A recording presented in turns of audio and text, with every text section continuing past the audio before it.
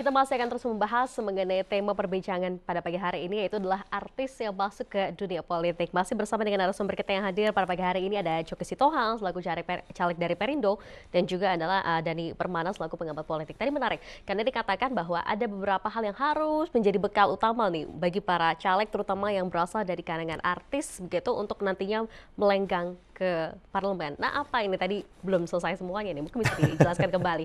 Mungkin banyak juga nanti yang harus mengetahui sebetulnya apa nih yang harus saya persiapkan, karena tinggal hitungan hari lagi nih gitu. Cerahkan kami, Kang. Cerahkan kami. Oke. Ya sebetulnya yang jelas satu sih, mungkin konstelasi mental ya yang harus dipersiapkan, karena dalam kancah perpolitikan di Indonesia, pertama harus mampu melakukan pengawasan dari sisi roda pemerintahan yang berjalan. Itu yang pertama. Terus yang kedua juga, di satu sisi yang lain, seorang wakil rakyat harus mampu mengakomodir. Betul. Nah, suara-suara atau keluhan-keluhan dari masyarakatnya, bukan konstituen ya, tapi masyarakat secara luas. Nah, karena memang yang menjadi permasalahan kadang-kadang terjadi kontradiktif, Mbak. Keinginan masyarakat di titik A, nah perjalanan regulasi yang ada ini di titik B. Ya. Nah, ini mensinkronisasinya atau mengharmonisasi sebuah keinginan dengan dengan aturan yang ada, itu bukan hal yang mudah. Nah, betul. makanya dalam satu sudut pandang tertentu, bahwa yang harus dipersiapkan oleh si calon ini apa? Dia harus mengetahui dari sisi wacana keilmuan maupun dari wacana umum, terutama dalam konstelasi budaya. Nah, kenapa konstelasi budaya yang harus difahami secara utuh? Pemerintahan punya budaya organisasi di organisasi publiknya, kemudian di masyarakat juga memiliki budaya tersendiri. Nah, bagaimana kemudian regulasi ini akan mampu diserap, kemudian dilaksanakan dan menjadi sebuah budaya tertib. Nah, dalam perspektif yang saat ini kan tidak. Kalau kita lihat di berita dimanapun itu, contoh hal kecil saja, kita lihat trotoar macet, ini hak pejalan kaki loh, motor naik. Waduh, gitu. Tegur. Nah, kan sempat viral tuh, Mbak.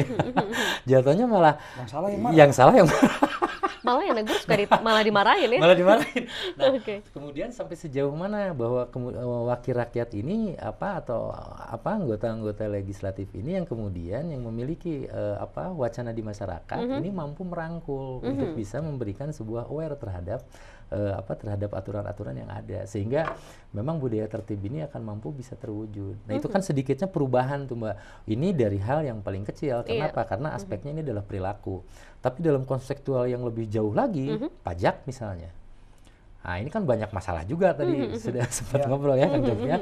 Terus kemudian dari sisi aturan-aturan yang lain dan lain sebagainya. Jadi memang masyarakat pun tidak bisa menuntut bahwa keinginan masyarakatlah yang kemudian harus diakomodir secara penuh. Nah, malah fungsi pemerintah di sini menerbitkan sebuah aturan itu untuk melakukan sebuah tindak penertiban yang sifatnya itu akan mampu menciptakan budaya yang lebih baik lagi seperti tadi.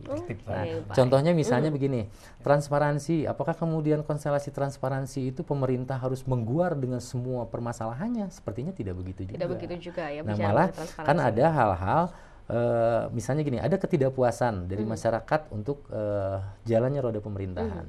Nah, seharusnya yang menegur itu, ini logika ideal ya secara prinsip, dalam konteks tertentu bahwa masyarakat di sini itu memiliki wakil rakyat.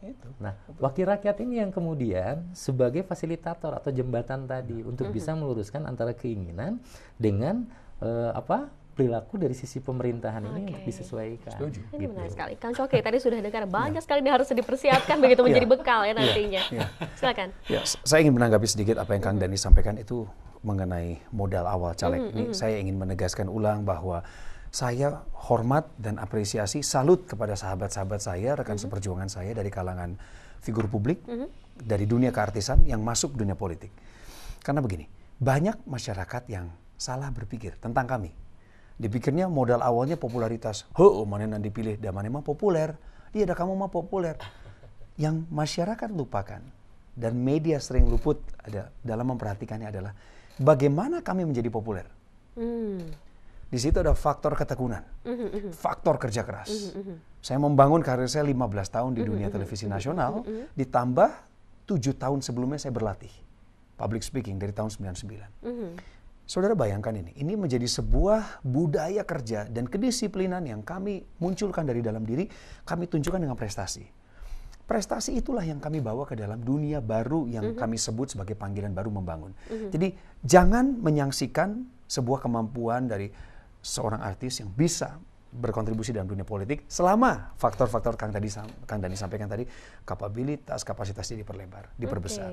Nah, yang kedua adalah kesenjangan. Saya mau bilang kata kesenjangan.